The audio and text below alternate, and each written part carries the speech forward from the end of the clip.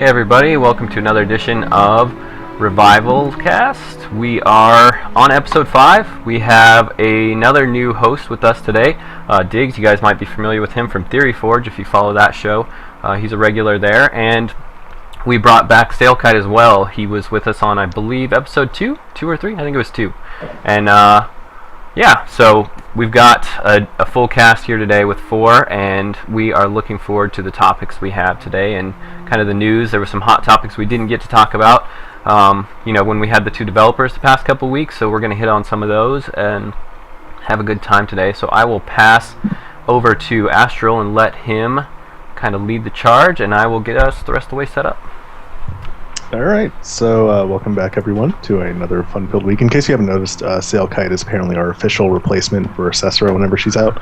So I think he might try and kill her or something so he can secure his spot on our show. So this week we're just going to jump right into our book club, because I think that's sort of on everyone's mind right now. I know I actually just finished reading it in a mad dash because this week has been crazy for me. The book this week was actually not a Lovecraft book. It was written by, oh my god, I don't know the guy's name. Clark Ashton Smith, yes.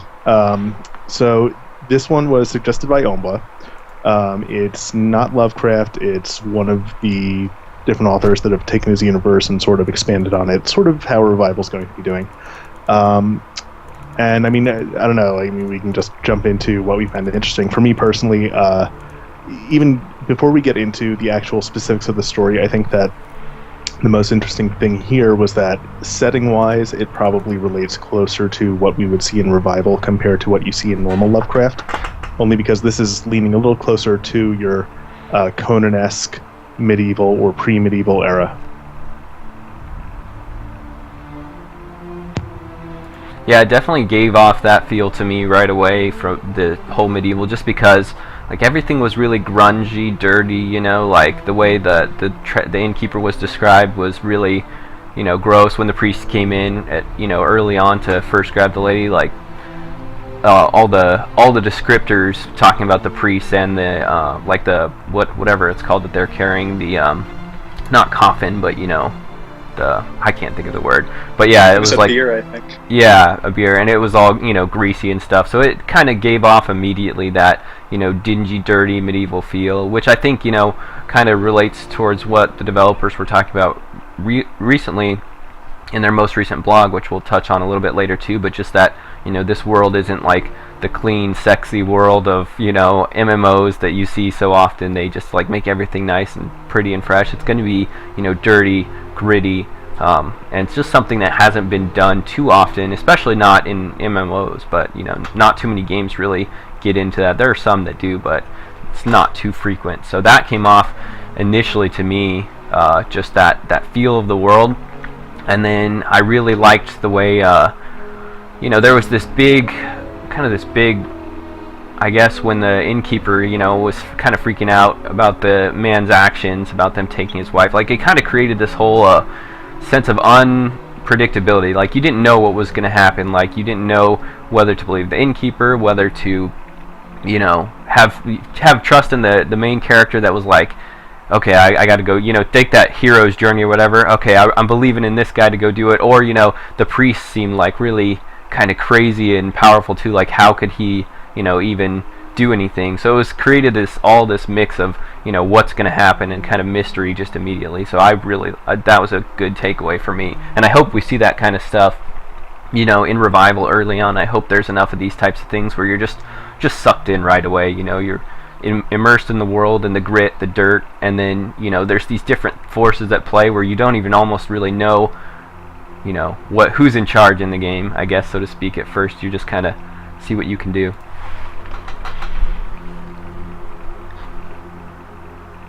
Yeah, it's interesting. Well, it's funny actually, because in the story, right after the initial scene in the inn, the main character Farium, I think it is, steps outside, and then he sees this basically pastoral market scene, and it's an immediate juxtaposition with all the creepiness that was just had. But yeah, I mean, honestly, just from what little we know of the outside world in Revival so far, I don't think it would be out of the question for something like what happened in the story to happen in, say, Kongurai, or one of the other provinces that we maybe don't know about yet. It definitely seems like there are precedents for these things to happen in Revival, and with that same sort of unpredictable cadence. Yeah, I got a whole Egyptian feel is what I was getting out of it. So I was thinking desert. I don't know, I guess just because of the way it was kind of a death cult, and maybe they were going to mummify the people before, do something, to prepare the body before they sacrifice it to more Dygging. And I don't know that I don't know if I was quite thinking medieval. I guess it would have to be medieval, because I wasn't thinking like traditional, what I typically think of Elizabethan cloth, because I was thinking more desert, arid stuff, but definitely not 1920s, British folk wandering around, or Maine people wandering around there. So, lots of great twists in the story, following along, because it seems like he was doomed from the start and didn't turn out quite the way we expected, or not the way I expected it to. So we don't know what these gods are going to do. Well, and so it's interesting that you say that you call it a god, because, I mean, certainly towards the end of the story, the way it's presented seems to be something that is deific in origin. But throughout the story, there's this hint that what you're looking at is not actually a god. It could just be some beast, some ghoul that has convinced these people that it is a god. But for all intents and purposes, it could literally just be something that wandered into the city and started demanding corpses to eat. I find this interesting from a storytelling perspective, because when you look at Revival, we do talk about the gods, and we talk about the known great old ones and elder gods and outer gods. But there's certainly that potential for things that are not truly gods to pose as gods, or even to amass a following and ascend to godhood. But the idea of uncovering those sorts of secrets, of finding something that there are rumors that this thing is a god, and then you do come face to face with it, and hey, it's not actually a god. How do those rumors inform your decisions as a player? How do they inform the lives of NPCs and other players around you? Are there people who take up as worshippers, and what happens when their reality is shattered because, hey, this thing's not actually killed because it's just some creature? That's really interesting, because basically, the setting of Revival, with us kind of being in there's no established history, really. There's not like a centralized library that has the histories of the world, or the knowledge for everybody. Everybody's basically going to be going out in the world and acquiring knowledge, and kind of building up their understanding of what the world is. So I think it really opens the door up to us not knowing necessarily what is a god and what isn't. Like you said, like that could have just been a ghoul that just had enough of a following. It should be interesting to see if there's players that somehow, the hardcore grind players, they get in and they just do a lot of stuff early on, and maybe some people think that player, they get knowledge about a certain player or something, and that they think is some type of deity in the game or something, depending on what they do. Like maybe some cultic necromancer, they think he's some powerful ancient or something, and not until they meet him do they even know that it's a player character. So it's kind of interesting, this whole Dark Age feel. There's not a lot of understanding in the world that exists. You have to go out and find it, and you never know what you're going to find. The alien astronaut theorist contends that perhaps these could be aliens. If I knew you were going to say that, Diggs, I would have got the "it's aliens" image ready to put up in the middle of this overlay. It's aliens, guys. That was perfect. That was perfect. Excellent. But no, yeah, it's interesting. I mean, you think about all the knowledge that we normally have available to us in games, and you get data miners who go in there and they say, okay, well, here's all your spells. Granted, I don't know that they're going to be able to prevent data mining in Revival, but on the same token, if you can't define clearly what's available to players versus what's available to GMs or NPCs, That might also help as well. If all abilities are technically an even playing field, you never really know what you're coming up against. And so theoretically, if you as a player don't have knowledge of what players are actually able to accomplish, and you encounter someone who's casting these incredibly powerful spells, who's reviving the dead like miracles, is this a player? Is this a GM? Is this something that's somewhat deific in origin? You don't know. And the player who's playing that character can play that to whatever degree they feel comfortable doing. And I think it can go even a little further than that, at least on the gold servers. I like the idea in Revival that certain gods might be more or less just thought forms, or tulpas, if you know the term of what a tulpa is, but it's basically, if enough people believe in a thing, then it becomes a thing. And I think on the gold servers, at the very least with the live storytelling team and sort of the resources dedicated to something like that, I expect it would be possible for if, a strong enough cult of the thread, e.g., would show up, or, something a little more practical, like a particularly outstanding player. I imagine that an apotheosis of that sort could take place. Yeah, I'm really interested to see how the live storytelling team is able to deviate, or actually build on what the game currently is. The non-sub servers are going to be, basically the emergent AI. They're going to be that's kind of going to be the focus of the story, really. But in the servers with the live storytelling, I wonder, how much they're going to be able to do and how far they're going to be able to take things, or take things that would otherwise be somewhat insignificant in a game and really, bump it up into importance to create some intrigue, or, vice versa, something that's really mega important in a traditional server, just gets totally wiped out, loses importance or taken out of it to kind of shake up the the economy, or shake up not really the economy, that's a bad word, but the diplomatic push and pull of things, the current politics of the region or something like that. Hopefully everybody can still see me. I'm seeing Astral and Sail well. Diggs dropped for some reason, but yeah, I think we lost Diggs. Darn. He'll get back in at some point. Yeah, I mean, I think because of the nature of this story, I keep leaning back towards gods, which is probably not the best example, but I think about some Dungeons and Dragons scenarios, and specifically, as much as I know so many people hate this, but Dungeons and Dragons 4th edition, where the transition effectively revolves around how the world transforms with the death of certain gods and the ascension of Lolth and things like that. So it's interesting to think about just how far-reaching your impacts can really be, these sort of cataclysmic things that you can actually cause, where not everything needs to be localized, where your actions just impact a city, but where you can do something that is truly world-shattering. Yeah, I get excited. The more I find out about this game, the more I find out how fewer other games I'm probably going to be playing when this comes out. It's just... Yeah, it's a real problem. Although... Especially once we move on to our new topic.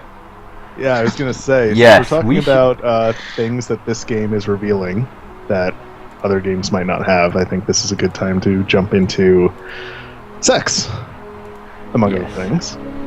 Yes, Developer Blog 18 officially is what it is, but sex is the de facto primary topic, which is, I'm kind of glad that they just chose to, just instead of tippy-toeing around and kind of figuring out, they just kind of put it out there right away, hey, this is gonna be here, So I like the way that they started the conversation. I'm gonna need another character though. That's just another reason for me to have a whole nother character that's hanging out in the brothels. Nice. Just have an alt devoted to maxing out your sex skills. Yeah. I mean, it's interesting though. I know it's easy to sort of joke about the presence or absence of sex in games, as well as sort of the reception thereof. But I think it's important to be what's the term? I can't think of the word I'm looking for, but Transparent. Well, I mean, there's that too, but I mean, Kedron was pretty transparent in the blog in terms of what the intentions and goals are. I mean, basically, what I'm trying to find a word for is that there are a number of pretty cogent criticisms that can be weighed against both the presence of any form of sex in a game, especially a multiplayer game like Revival, and the particular implementation of sex in this case. So, preamble out of the way. I think, basically, as far as sex goes in games, there are more or less three particular instantiations of it that people, at least for now, recognize. One of them is basically just gratification, and that's kind of the basest and least interesting method. Basically it's just porn, but applied to different media. And I don't think that's what Revival fits. There's also, empowering character building type sex, whereby it elevates certain aspects of characters in a way that make them either more redeeming or more admirable and perhaps more relatable to the audience. And then thirdly, there's narrative sex, or sex position, if you will, that actually drives the plot forward. But I think there's at least a fourth kind, which is tonal sex, or sex with respect to tone. And I think probably the best example in well-known parlance would be Game of Thrones. I mean, there's also sex position in Game of Thrones, but I think generally there's something to be said for the show changing certain things from the original texts, like Daenerys and Drogo initially, but I think that the main point of that is not necessarily exposition and not necessarily gratification or something like that, or characterization, but it's actually the fleshing out of tone, whereby George R.R. Martin, at least in his own words, is trying to establish that sort of the source of human evils is humans, and by using sex and torture and violence and things like that, you can sort of try to tease that out, but it's not at the level of just exposition. It's not at the level of just characterization. It's something larger and more aesthetic about the idea of the world as a whole. So I'm going to play a bit of devil's advocate here. I think that you don't really have to include sex in gameplay in order for it to be an element of the world. Granted, I think that if you don't have sex at all, it's very easy to ignore it as part of the world. So, for example, World of Warcraft, unless you go into Moonshire, or Goldshire on Moonglade, that was it. Unless you go there, you're not necessarily going to understand or going to have this apparent perception of sex in the world as an actual thing that happens. Characters just pop out of thin air or out of Chris Metzen's head. But that's basically how that game works. In contrast, I think that you don't necessarily have to have playable sex, but you can include aspects that tell you that sex is a thing in the world. So, we knew that brothels were going to be a thing. We knew, and I can't even remember her name, but there's the goddess of whores. Sirith? Yes, Sirith is it. You have these elements that tell you, okay, this is a world where sex is a thing. Sex can inform the world. My concern is that when you do implement sex as a gameplay mechanic, it's not necessarily going to have a narrative function. And maybe this is something that the developers have already thought of, I don't know, but just the way that it's presented right now, it really seems like this is one of those things that actually might be leaning more towards gamification, in that, hey, you have sex and you get a stat boost, as opposed to something that really should be part of an ongoing narrative and storytelling. I think go ahead, Diggs. What I got out of the blog and the reason why I want a character that's focused on that is because I want to have a character that's in a brothel using sex to gain influence on the government and bring the position of that character up to maybe owning the brothel, and what kind of political power can that character use to advance the neighborhood. I'm hoping that the kind of influence that you can gain while you have kind of in some ways even similar to the character in Firefly, who's not really a prostitute but basically does the same thing, and those actions do influence the political aspects of the game. That's what I'm looking forward to, not just, hey, we get to have this sex mini game in there, but I think we should be able to use it to influence the story and influence the political nature of the cities that we're in. For me, when I was reading the blog, like, kind of my big takeaway, and it didn't really click to me until just now, but the way they were saying, when you engage in the sex part of it, the actual, the mini game overlay will kind of pop up, and it'll somewhat be, sort of a mild censor over like what's actually going on, because you're gonna be focusing on the actual trying to perform the mini game, parts, and you won't be necessarily just staring at, in-game porn necessarily. So, and what it made me think of, just it kind of just clicked, is one game that has sex as like it's in there, everybody's kind of accepting of it, and nobody really makes a big deal about it too much that I remember, is The Sims. It's a human life simulator type game. The Sims has sex. It's functional in the game because the game operates based on families, which is something we know that is going to kind of exist in Revival, this family system and having heirs and stuff. So I see, in The Sims, sex has to be there because, you have to have your kids, and your kids grow up, and the neighborhoods expand, and things like that. But also, too, in The Sims, sex functions mechanically. It enhances relationships.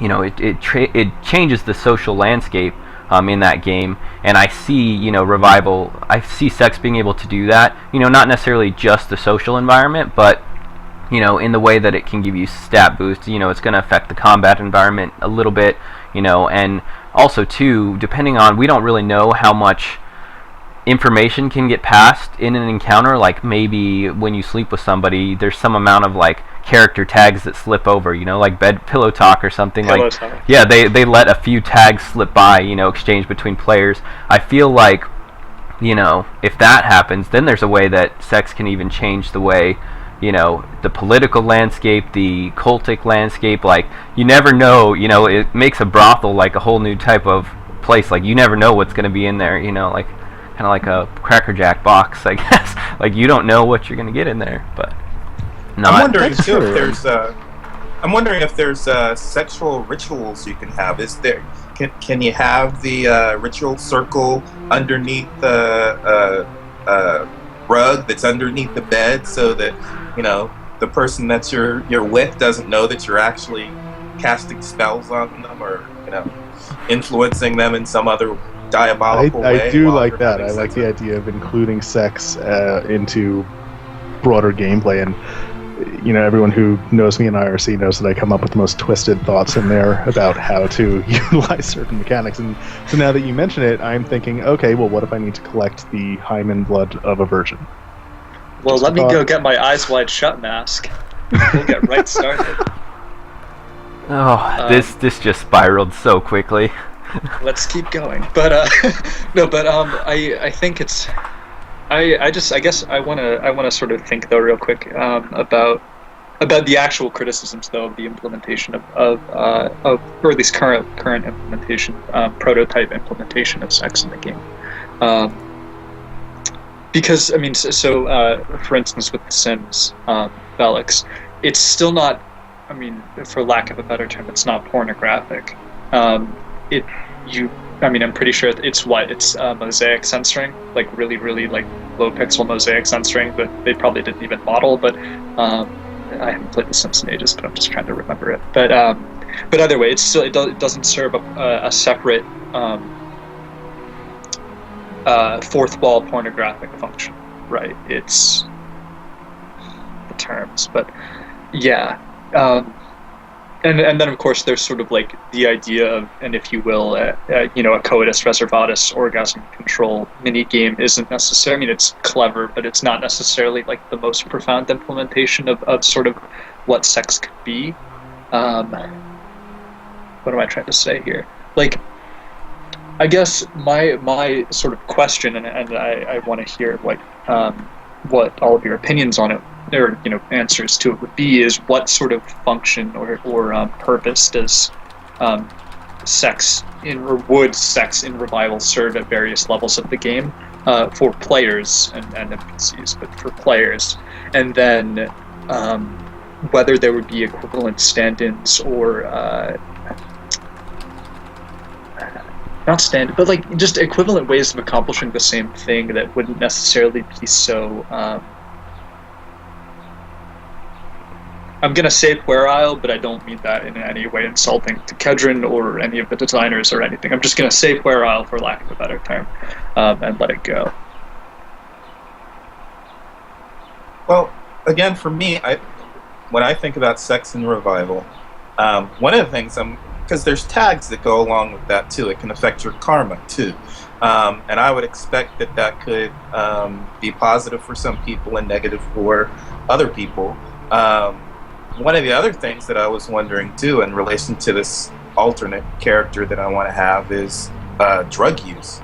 I'm assuming there's alcohol in the game, but I'm wondering if there's other drugs. And again, the character that I envision is kind of stuck in Bastet's Rest. It's a rundown section of town, possibly in the Rose, which is a rundown old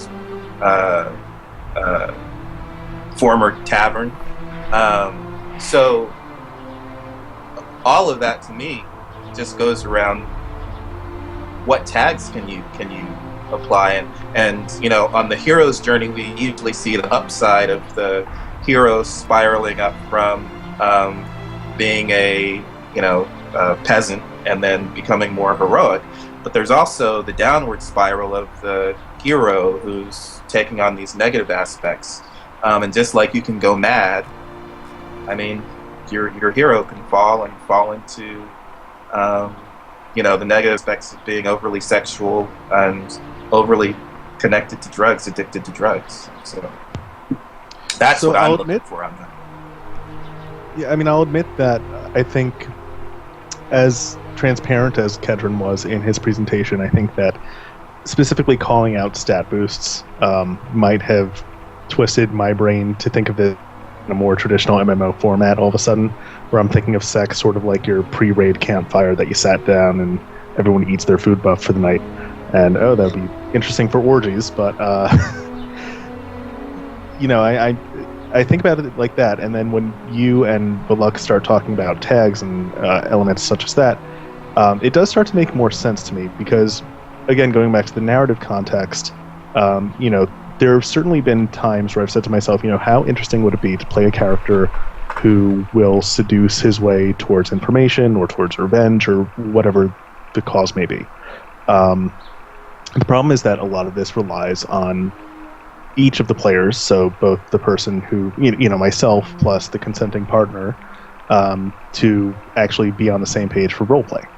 In a game like Revival, where there are so many systems that seem to be in place to create natural roleplay, even for people who don't necessarily engage in it actively, I think that if sex is thought of only as a way to gain some stat boosts or reduce madness, potentially you lose some of that. I think that you can regain that narrative context if you do have these sort of passive transferring of tags, or something that affects social standing, just a way that you can use sex for more than your pre-dungeon buff. If you do have that passive transferring of tags, then absolutely, maybe you do want to make a habit of seducing someone who has that really important information, and you can get that from them only by having sex, and all of a sudden you're getting that from them without their consent, because who knows what gets spattered off in orgasms of pleasure. Yeah, you start screaming, instead of saying, oh God, oh Dagon, and all of a sudden, no. But yeah, I think that one interesting aspect, like if you kind of take it a step further, because of the way they outlined it in the blog of you're not going to be able to amass your skill beyond an NPC. Only players are going to be able to like use each other to ramp their skill up really high. And because you have the ability for players to organize and set things, like kind of what Diggs was saying, where some person that eventually is running this brothel, you might have this player-made brothel in a giant house, and this guy at the top has all these other players under him that give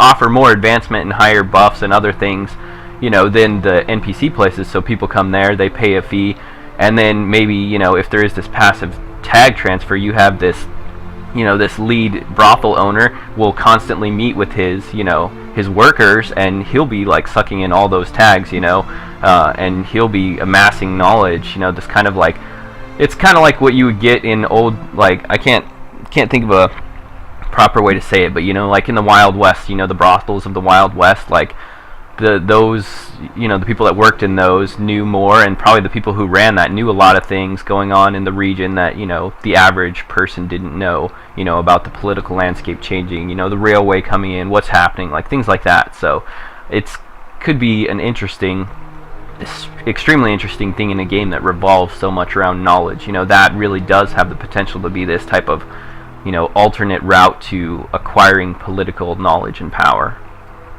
Yeah, actually, it's kind of funny. There's an anime out there called Rin, Daughters of Namasane, in which there's an information broker character whose payment is basically voyeurism of you, the client, having sex with someone, just in case someone needs ideas for how to do something like that. But I see in chat there's a couple of good points about just like, again, not the ostensible purposes for the game, but like the actual implementation of it being an orgasm control minigame.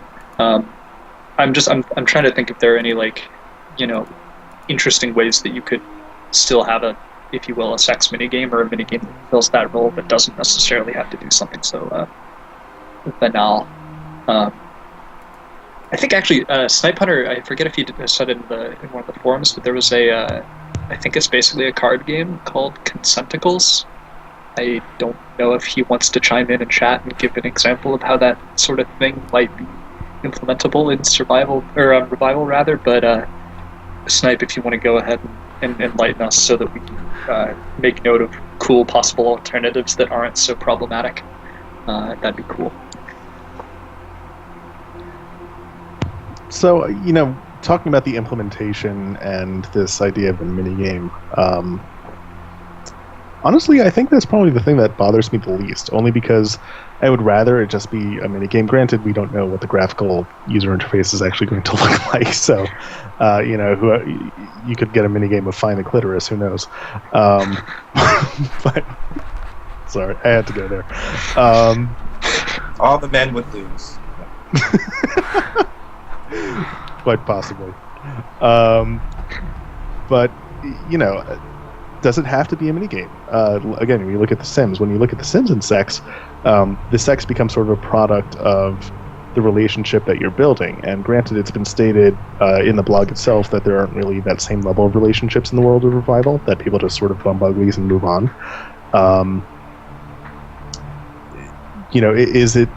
Is it that the implementation becomes too active on the part of the players that sets a level of discomfort, where suddenly you're trying to win at sex with strangers?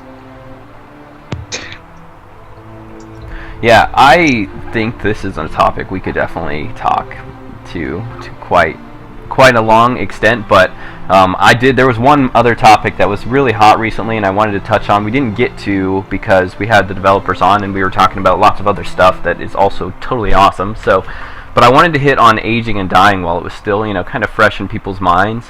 And I think, we do have a decent segue because, from the way they've described, sex being beneficial to your health, in some ways, like that might even help be another way that you can prolong your longevity, depending on, how conservatively you do it. You are. Yeah, how successful or how conservative as well, because I think overdoing it can, yeah.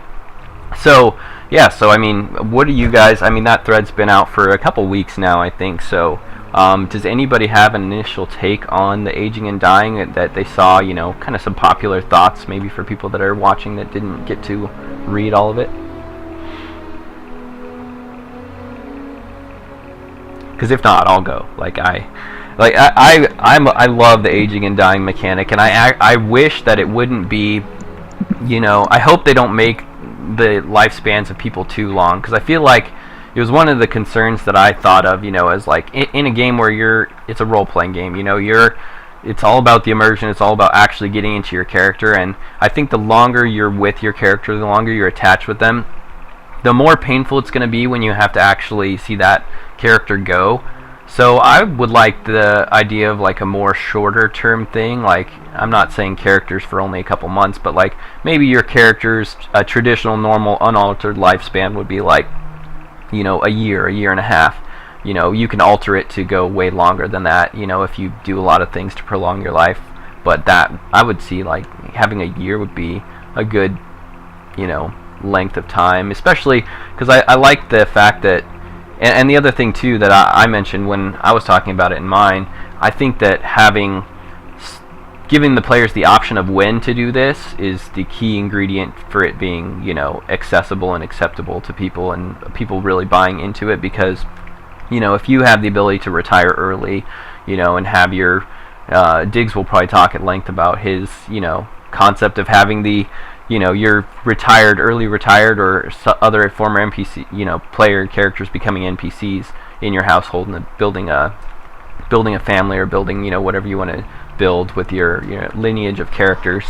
So, but I think that having the option for people to kind of choose when that happens by giving them the option to retire early or prolong their life, that's kind of like a plus minus type system where you get choice, and you can, having the transparency of what's going to kind of happen, what benefits you get by doing it early or prolonging later, as long as those are clear, I think it can be, a mechanic that people can look at and play with. It can be another feature of the game and make the game really unique compared to other MMOs where, you just get your one character and that's it, and you forever have this character, and, it gets stale and old eventually, and I think it'll just be another way to keep everything fresh. But that's kind of my initial take. So, I mean, what are your guys' thoughts on it? I think there's a lot to be talked about for it.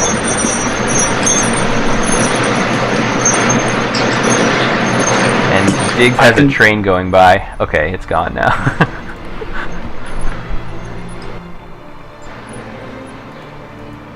I'll jump in. I mean, for me, it's all over the place. It really depends on how it's implemented, because I like my character to be around for years, especially if my main character is going to be Diggs. I don't want Diggs dying.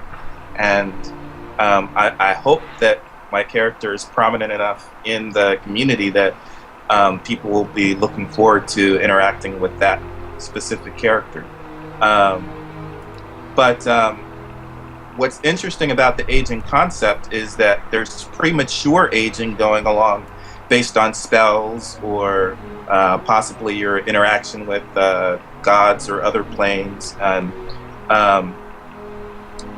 so the idea of trying to navigate what you're doing and the effects of what you're doing and how that might prematurely age your character is kind of fascinating, although instead of dying from that aging, I would prefer to be taking NPC hits and how they respond to us. But other fascinating things about that become how do the NPCs react once they see you aren't aging? You're supposed to be aging, but you aren't. You've been around longer than people are expecting. You're younger than people are expecting you to be. All the ramifications of, or being older than people are expecting you to be. All those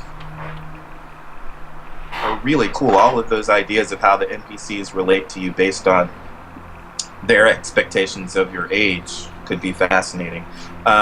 I kept saying in the forums that this reminded me of the stories, the thing on the doorstep, and there's one other one that I was thinking of, but where you've got possession and ancestors possessing your body, and Maybe NPCs think that ancestors are,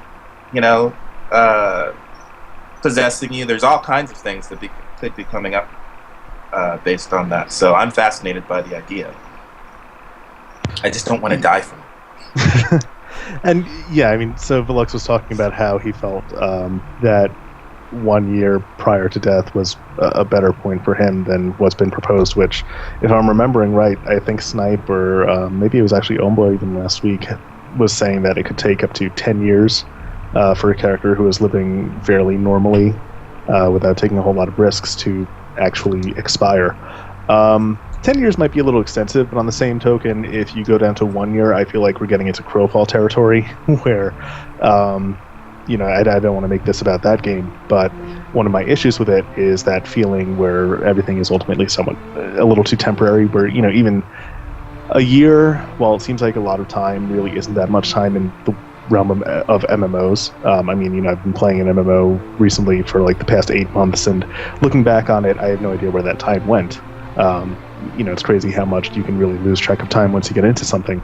So I do feel like having a slightly more extended period, potentially anywhere from 3 to 5 years, if not 10, is more ideal. But then you also have to consider, it's not just the ultimate end that matters, it's also everything comes up as you age. Or do you want a character? I know a lot of players who want to play they're super attractive, and granted, Revival's probably not going to have all these super attractive options, but people who want to play characters that are close to their real life ages, people who want to play characters that they can identify with, that are somewhat attractive, that are youthful and able to scale mountains, and then they're going to hit a point where holy crap, they're growing out a beard that's as long as their knees, and they're better off, sitting in a library casting spells or reading up on archaeology as opposed to going out there and adventuring and swinging around swords. I think that creates incredible diversity, but at the same time, I think that if you reduce that time span too much, you're going to force players into those decisions of, holy crap, I don't like playing this character anymore, time for me to reroll. Yeah, there's definitely, it's definitely pros and cons to both. I think the other thing to consider is that, extremely long lifespans means that once your character does start aging, like, you're going to be old for a while, and unless if you have the opportunity to retire and re-roll, then maybe you do get that longer span with a character in the age you prefer. But at the same time too, I wonder like because what it all boils down to, and it's something we see with EverQuest Next, it all boils down to time and money. Is it going to be worth the developer's time and money to develop this system if it's not really going to get utilized? If you stretch out the lifespans of people, how much is the death mechanic of that, aging system going to play in? How much is this, is it really going to be worth the time? How many people are going to use it? So, if it's shorter, then guaranteed, people are going to experience it and they're going to get some play out of it, and it is going to add some unique flavor to the game. So I would say, going anything longer than 5 years, there's probably no reason to have your character die from old age at that point, unless it's a choice, like you just click. But that's 5 years if you're just doing normal stuff. Yeah. As opposed to using spells, and the spells that's true. aging you prematurely. Or you spending too much time in the spirit world, and maybe that means when you come back, your body has aged due to whatever has happened in the spirit world, and that could also be your time based in other planes too. So I think part of what was fascinating about what I saw in the blog about it was that it's going to be the actions that you take that impact how the aging occurs, and you're going to be trying to take steps possibly to reverse that aging or to remain immortal if you can. So that's the cool part. Right. So I guess to sort of clarify the current implementation details, currently time in Revival is a little more or less of 3 years to 1 year, or 3 hours to 1 hour, whatever. It's 3 in game to 1 real life, right? So yeah, it averages to, for a normal character starting at between 20 and 40 years old, you're going to get approximately 5 to 10 years of life out of that character in real time. So I think. So that's just sort of the present implementation. Yeah, just so that we have the base detail. Yeah, I kind of want to jump in on that since you've kind of like re-clarified. Another thing that this affects too is like, if you're going to be doing this aging thing and having set to, okay, well, like 1 year is 3 years. This kind of affects the way that you do your in-game time, your day-night cycles. Obviously you can have it a little bit altered reality. Maybe the character is aging at a certain rate and the day and night don't necessarily sync with that, but it would be. I think that's something that definitely has to be considered too. Like, how are you going to do your day-night cycle, and however you do that should definitely influence the way that you're doing the aging cycle, because that is, ultimately the passage of time. So. Yeah, my understanding, at least based on trying to sponge up as much information from the forums and IRC that I can, is that the time, at least on the prime plane, the real world, is fairly consistent in the sense that the day-night stuff will probably basically operate on a parallel, or not parallel, but a similar relation to human aging, like it does in real life. So basically, 365 days a year, game year, approximately. I've seen nothing to suggest otherwise so far. Yeah. All right, I'm going to push us on into audience Q&A because I kind of just checked and updated, and we actually have quite a few questions, so thanks you guys for submitting those. We are going to start diving into those, and I will go ahead and ask the first one here. Is by our own legendary neurotoxin that says, what kind of bonuses and penalties should be applied to characters who have regular sexual interactions versus ones who have little to none? My understanding so far is that it's just going to be madness maintenance, maybe, generally speaking, either reducing your present madness or giving you resistance to future madness over a short period of time. I wouldn't want to push it too far beyond that, though, because that way it lets you have alternate, basically you can sort of choose what your madness reduction will be. You're going to be like, okay, I'm going to use sex for my madness reduction, or I'm going to use music for my madness reduction, or I'm going to meditate. And then, you can, you don't have to sort of get into the mindset of, oh, I also need this buff that sex has, so I'm going to just do sex because I also get this other buff. Instead, it lets you sort of choose modularly the thing that most makes sense for your character, sort of. Point. I certainly, thinking about this, so whenever I think about mechanics with Revival, I'm now put in a position where I have to think about them in terms of traditional MMOs versus what Revival is actually trying to do. In terms of traditional MMOs, no, I don't want to see sex having benefits that you can't get elsewise, only because it is something where different people have different levels of comfort with it, and they do. The developers already recognize the need for an opt-out system, so once you reach that point, I feel like it's only fair not to introduce anything that can't be obtained through some other method. At the same time, in thinking about this from Revival's perspective, where everything should really be impactful and have some sort of downstream effect, I would at the very least like to see sex as some sort of element for, as Diggs mentioned earlier, maybe spellcasting. Maybe there's something where your spell can only occur during sex, or you have to have sex in preparation for a ritual, something like that. For a specific kind of ritual, yeah. But I would expect there to be negative tags associated with that too, so that if there are going to be people who don't like, people who are having sex all the time, so I think there's likely to be positive tags and negative tags associated with it, and they did say that at least in the beginning you're only going to be able to have sex once an hour or something like that, so it's not going to be something that you can do over and over and over again, all day long anyway. Yeah. So the next question is by Trapjaw, and he said, can sex be taken to a level above buffs and stats and increasing buff stats increases to having a social impact, such as blackmailing officials to reach an objective? I think we kind of talked about that a little bit earlier, but does anybody have any thoughts? And hoping. Yeah, if it won't be instituted between NPCs, at the very least, it'll be between players, without question. I'm hoping it's I get some NPC influence and can influence government officials, NPC government officials. Yeah. Neurotoxin has another one here. He said, should STDs be a thing, and should they all be curable? So I think the developers have already stated that STDs are not planned for the game. But since it's been brought up, as far as my personal opinion goes, I say, why the hell not? I think that all gameplay needs a risk-reward element. And so if we're talking about sex, which right now has a lot of rewards tied to it, I'm all for risks. I'm all for STDs. I'm all for actually trying to spread a plague through a city through sex. Maybe I say I want to take out this city, so I'm going to infect the entire populace with syphilis. Yeah. If there's diseases in the game and there's sex in the game, I don't know why there shouldn't be sexual diseases. I don't have a problem with that.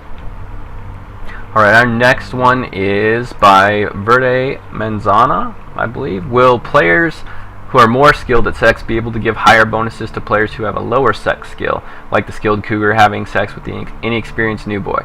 Will your sex affect the bonuses given to both parties? So this one has been defined, and I do want to make it very clear, just because of the wording.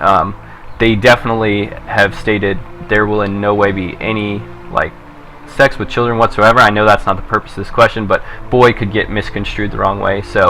But yeah, definitely sex between adults is the only way to do it.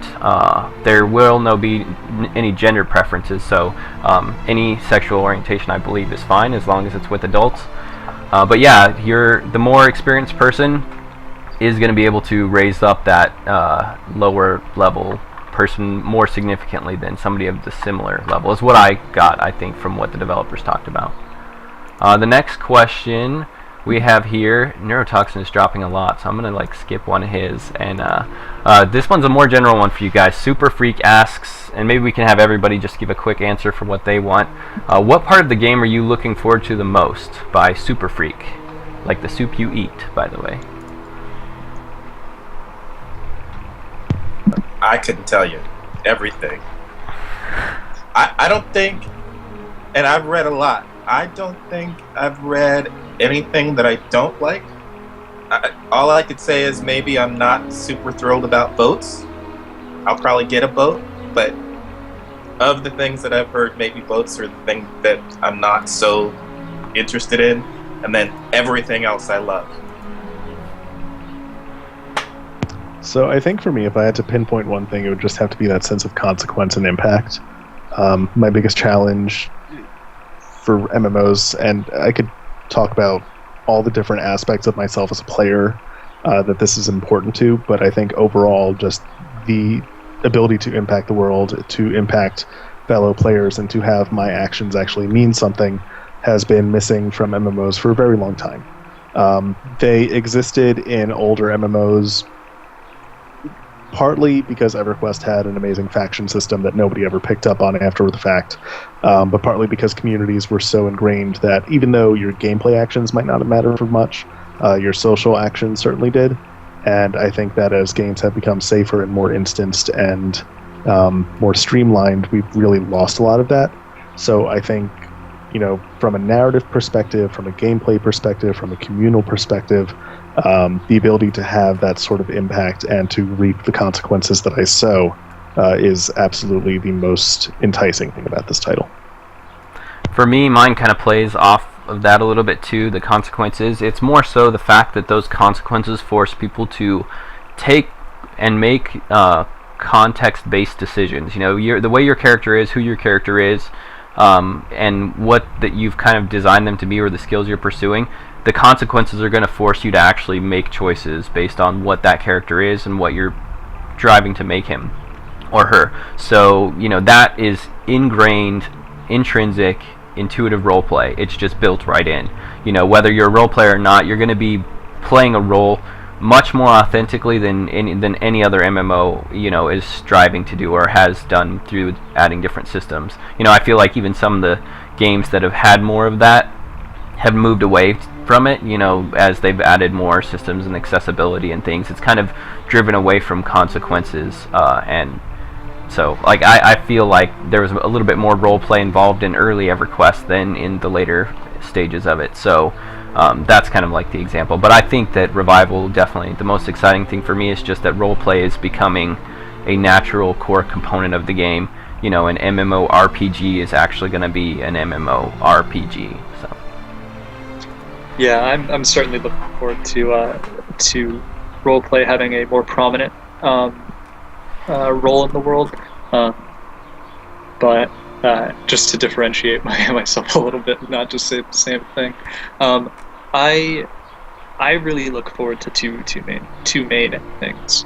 The first of which is learning the world from the inside, sort of discovering not just the lore, but like I don't know if any of you have familiarity with Eve's complicated as shit metagame, but there has been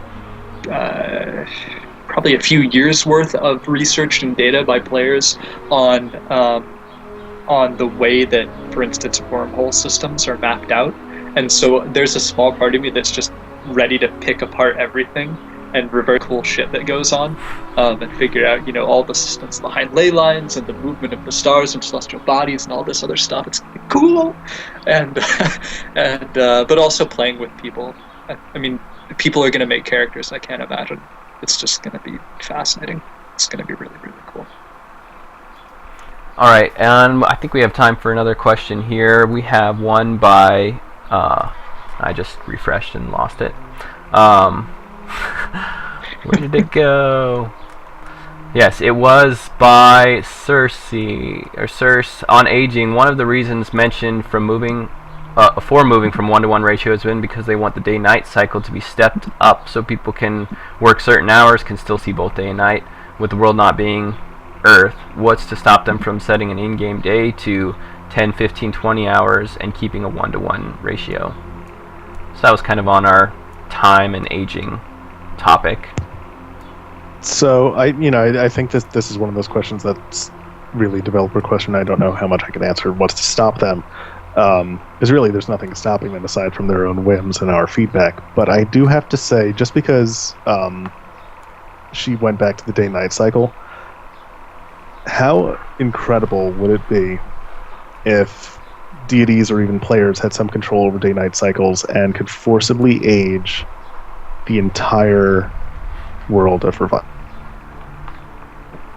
Clockwise speeds up time, counterclockwise slows it down. In a sense. I mean, not even necessarily just speeding up, rotation of the planet, but legitimately impacting the flow of time. That's weird to me, because it seems to me like that would still be a personal perspective. Yeah. You mean like globally modifying like all players and all time? Yep. I think that would be something that would have to kind of be part of the live storytelling team. Like, maybe they might use a player to accomplish that, but it would definitely be this GM initiated for a specific reason type, thing that would age everybody because of some event that happens, or accelerate time, if that's even possible based on the framework of the engine. I'm not sure how they're lighting and how much they'd have to change, but that kind of ties into one. I think we'll just do one more question, then we'll probably wrap up here. I just wanted to say one go ahead. of the problems there would be how that affects the story.